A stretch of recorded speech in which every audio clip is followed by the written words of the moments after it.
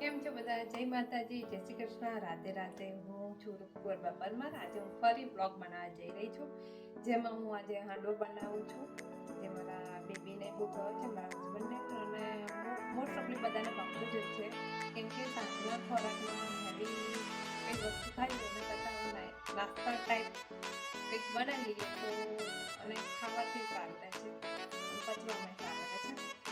તો હાલો ફટાફટ જોઈ લઈએ.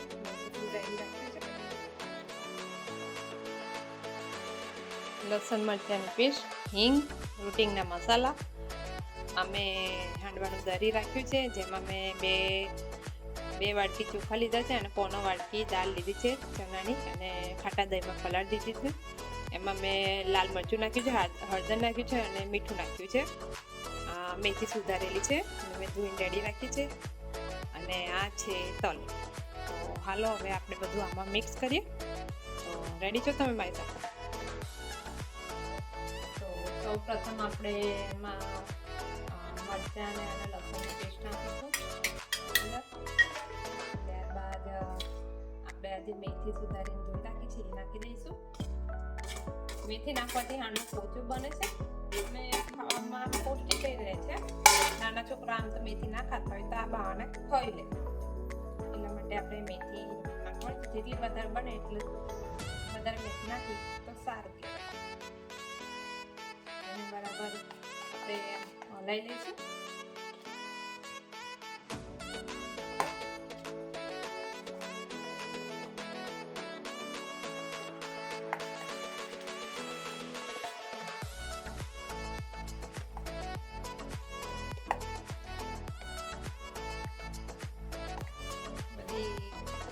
મિક્સ થઈ ગઈ છે મેથી.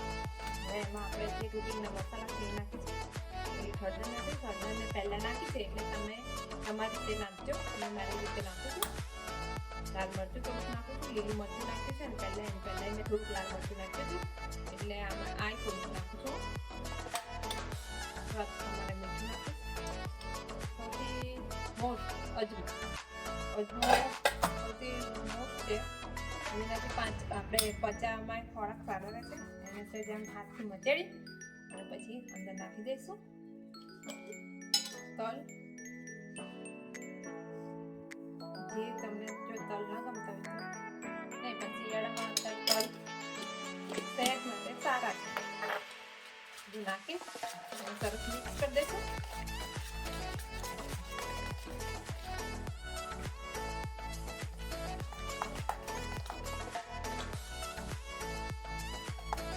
જેટલું હલાવીએ એટલો આખો કમ્પ્લીટ આવશે અને આપણો હાંડવો ફૂટશે.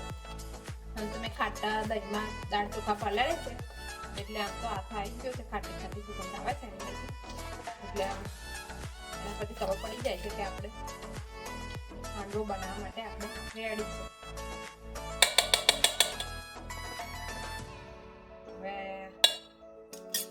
હવે આપણે વઘારની પ્રોસેસ કરીશું. તો મેં વઘારી મૂકી દીધું છે, એમાં તેલ મૂકી દીધું છે. હવે એમાં આપણે નાખીશું રાઈ.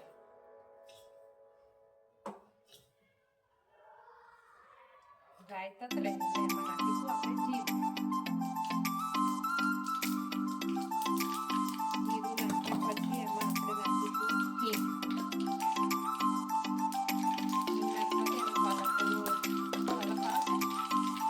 લાલ મરચાં અને લીમડો, કડી પત્તો.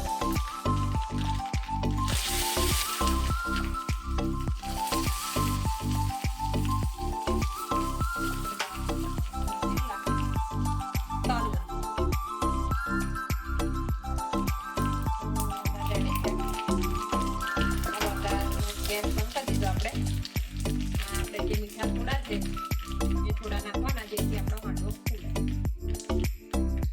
થોડા ના હોય તો એનો પણ નાખી દેવું શકાય છે.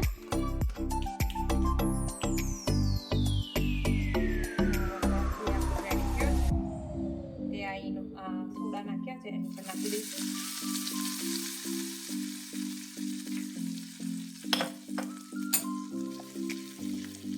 અને એને બરાબર હલાવી દઈશું.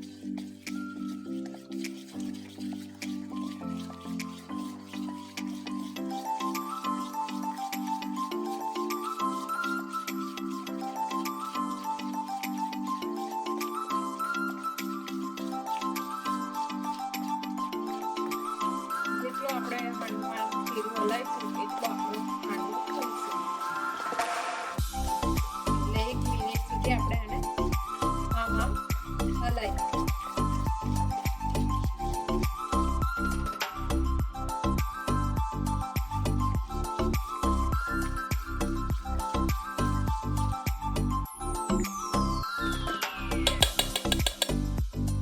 હવે આમાં થોડીક આપણે ખાંડ નાખીશું. ખાંડથી પણ સ્વાદ સરસ લાગે છે, ખાટો મીઠો.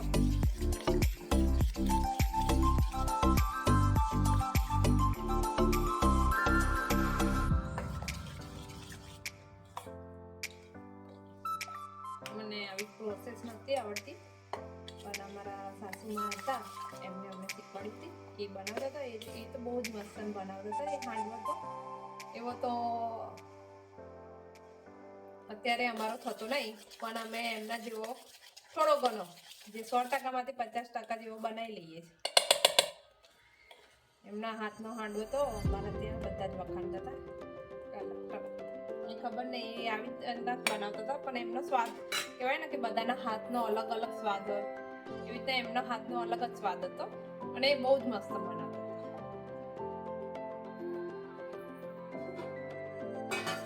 પણ કોરોના આવ્યો અને એમાં બધું ઘર વેરવિખેર થઈ ગયું. એ તો ભગવાનની જે મરજી. હાલો હવે આપણે હાંડવાને આગળ પ્રોસેસ કરીએ.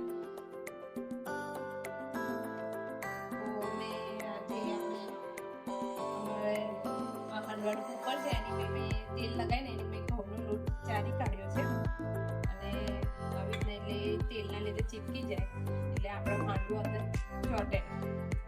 અમે હાંડવા અહીંયા જે રેતી પાત્ર હોય છે, પણ રેતી મારી અવેલેબલ નથી એટલે મેં મીઠું અંદર નાખીને આ પાત્ર આ કુકર જોડે જ આ પાત્ર આવે છે.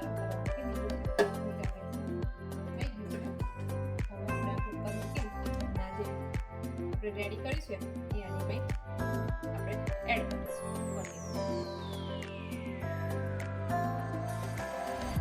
મિશ્રણ જે આપણે બનાવ્યું છે તે હવે આ કુકરમાં રેડીશું.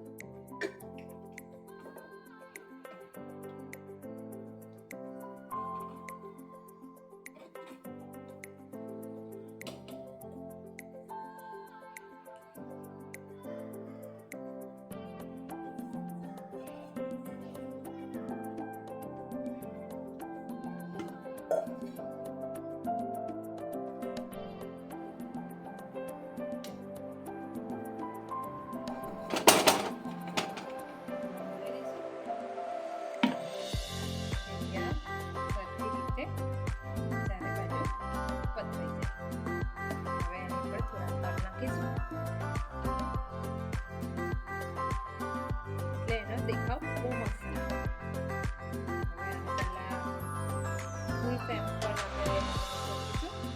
અને થોડો ફૂલે એટલે આપણે મીડિયમ ફ્લેમ પર એને કરી દઈશું. 45 મિનિટ લાગશે હાંડવાને કરતા. ઢાંકણું ઢાંકી દઈએ.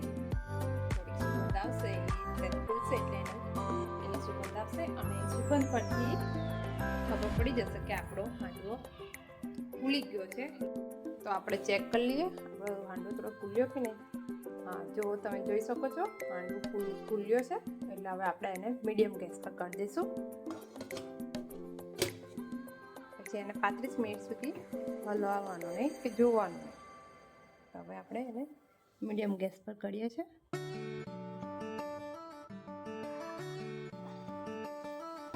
પાંત્રીસ મિનિટ પછી આપણે જોઈશું ચપ્પુ ગોચીને કે આપણો હાંડવો રેડી છે કે નહીં.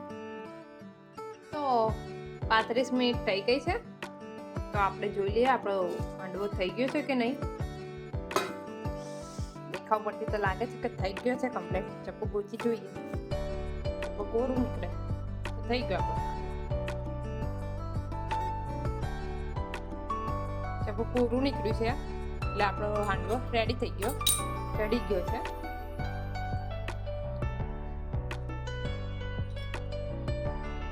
તો હવે એને થોડોક ઠંડો થાય પછી આપણે એને સર્વ કરીએ. હવે ઠંડો થઈ ગયો છે.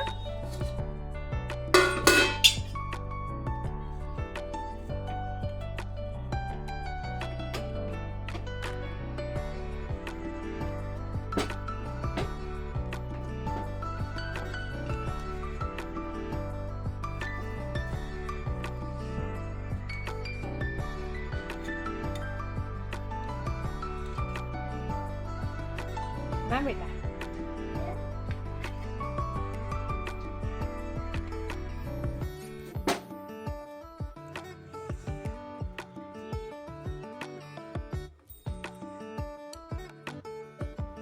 તો જો આપણો હાંડવો રેડી થઈ ગયો છે. ઉપર તલ છે એટલે એના લીધે ઉઠાવ મસ્ત આવે છે. મેથીની ભાજી પણ દેખાય છે. તો તમે પણ ઘરે જરૂર એક વખત બનાવજો અને કેવો થાય છે જરા કોમેન્ટમાં જણાવજો. જય માતાજી, જય શ્રી કૃષ્ણ.